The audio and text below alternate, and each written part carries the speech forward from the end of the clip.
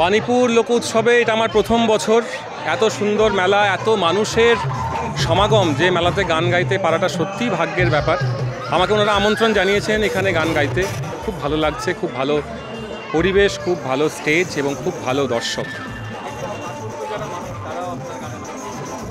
এইটা তো আমার পরম প্রাপ্তি। দেখুন, লোকসঙ্গীত তো মানুষের গান, মানুষের মনে মনে এই গানগুলো গেঁথে আছে। তাই এই গানের সুরে 6 বছরের বাচ্চাও যেমন নেচে ওঠেন, তেমন 70 বছরের বুড়োও নেচে ওঠেন। তো এইটা আমার থেকেও বেশি ক্রেডিট হচ্ছে লোকসঙ্গীতের, যে সঙ্গীত মানুষের মনে ঢুকে গেছে এবং তাতেই মানুষের মনে আলোড়নের সৃষ্টি হচ্ছে। হ্যাঁ, এটা আমি যেখানেই যাই, বৈষ্ণব পদকর্তা দ্বিতীয়দশের এই গান দিয়ে আমি অনুষ্ঠান শেষ করি। কারণ আমি মনে করি যে বাংলার প্রাচীনতম গান হচ্ছে কীর্তন গান, যে গান আমরা প্রচার করে বেড়াই, বাউল গান, মহাজনী গান, ফকিরি গান, এই গানই আমরা গাই। তো আমি চেষ্টা করি যেখানেই যাই কীর্তন গান দিয়ে অনুষ্ঠান শেষ করবার।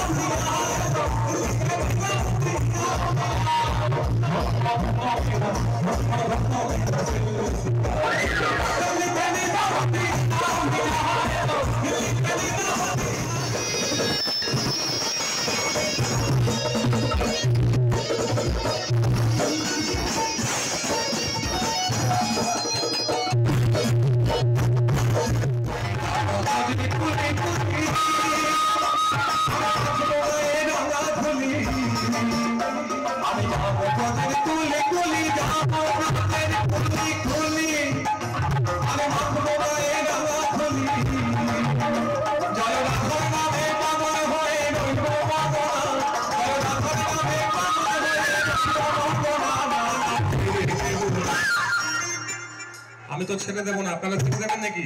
রাখবো তোমায় হৃদয় মাঝে রাখবো, তোমায় বক্ষ মাঝে রাখবো, তোমায় হৃদয় মাঝে রাখবো।